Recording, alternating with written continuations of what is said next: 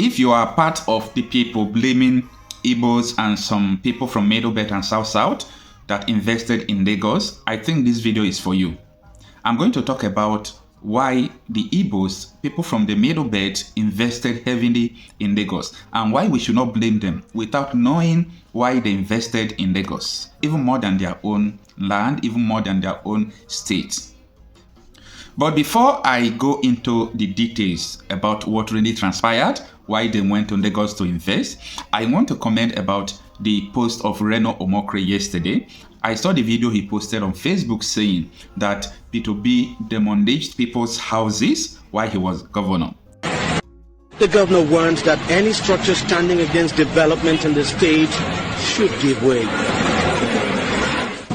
Our next program is that we have to remove all structures from the road as long as we are reconstructing the road. That's why we're even leaving most of the structures on the express. Once we start the work, the structures must go.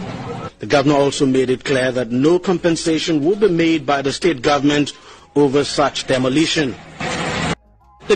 Honestly, he is twisting the story, and that is not what happened. You know, in Lagos State and every other state in Nigeria, they normally, demolish people's house, mark it for demolition if it is in the waterways or under pipeline and so on and so forth. The houses that the Anambra State government destroyed during Peter Obi, the houses are for Igbos. The houses they destroyed, they did not target foreigners. They just destroyed it because they want to build like 3-track roads. And everybody saw what really happened. So it was not targeted to the foreigners. It affected everybody. Now, the reason why people are talking about this Lagos demolition is this. Before, Lagos State do demolish houses of people. Nobody complained about that because it is for development. They do demolish Yoruba people's house before, Igbo people's house, the Kwere, the Kogi people, and so on and so forth. Nobody was complaining. But immediately after the presidential election, they started with Andaba International Market. They started with Igbo's businesses. They begin to burn them down. They begin to target them. From there now they move to destroying their houses. The problem about this demolition is this. I know Lagos State government has come up with a story that the houses that they are destroying, that they don't have approval. No problem. But why is it that other people's tribe, like Yoruba people, who claim that they have Lagos, why is it that their own houses are not destroyed? That is another question that we are going to answer another day. Now, getting straight to the video, why Igbos and other tribes went to invest in Lagos some time ago. Listen, Lagos State was not a state. Lagos was the Federal Capital Territory. After the Civil War, everybody believed that Nigeria was going to be won again. Everybody believed that the past is going to just be gone and a new life is going to start again. So because of that, as a Federal Capital Territory, Lagos was, many people now freely went there like this is our land. Because a state capital or federal capital is like a no man's land. Let me give you an example of Abuja. So many people in Abuja today, they call it Federal Capital Territory and everybody comes as one. They do investment. Everything is going on smoothly.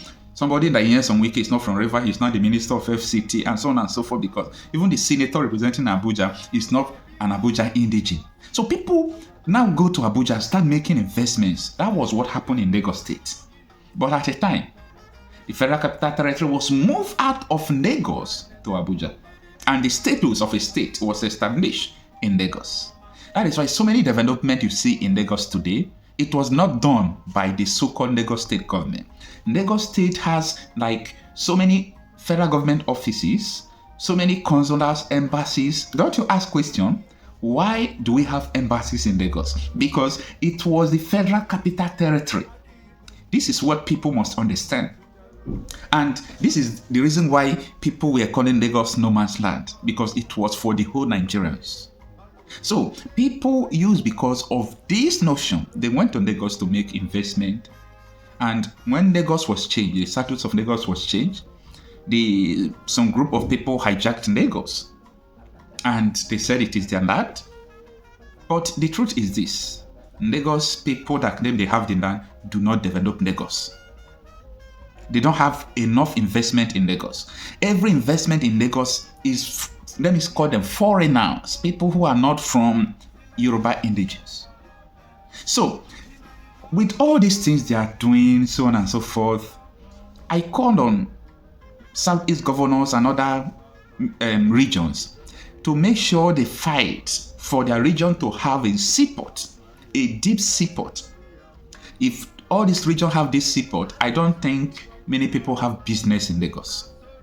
People will relocate to their various places. So this is the reason why people went to Lagos before. They did not go to Lagos because Lagos was the best. They did not go to Lagos because they just like to go to Lagos. Like people now going to Abuja. They don't know what is coming tomorrow.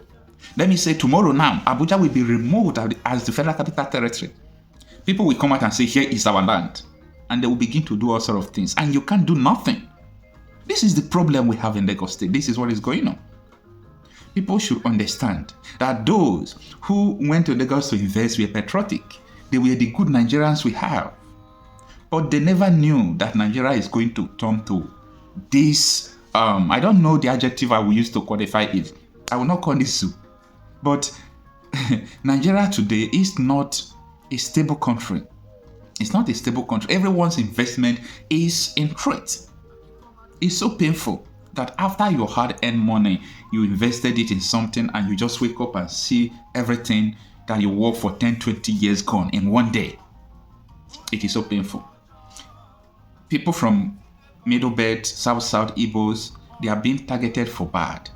And it's not good. So if we say we have one country, I think our mentality and the way we reason about our fellow Nigerians should change.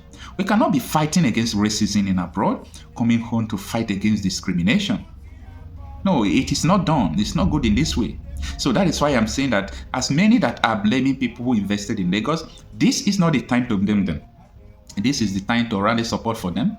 This is the time to stay around them and behind them, give them support, give them courage. Some were hospitalized, some were brutalized, some are under trauma, and so on and so forth, depression.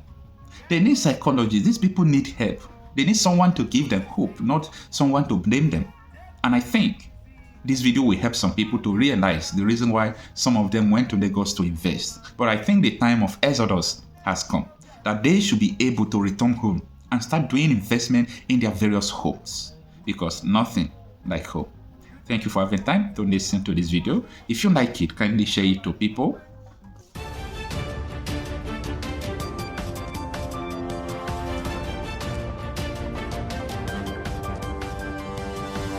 Audio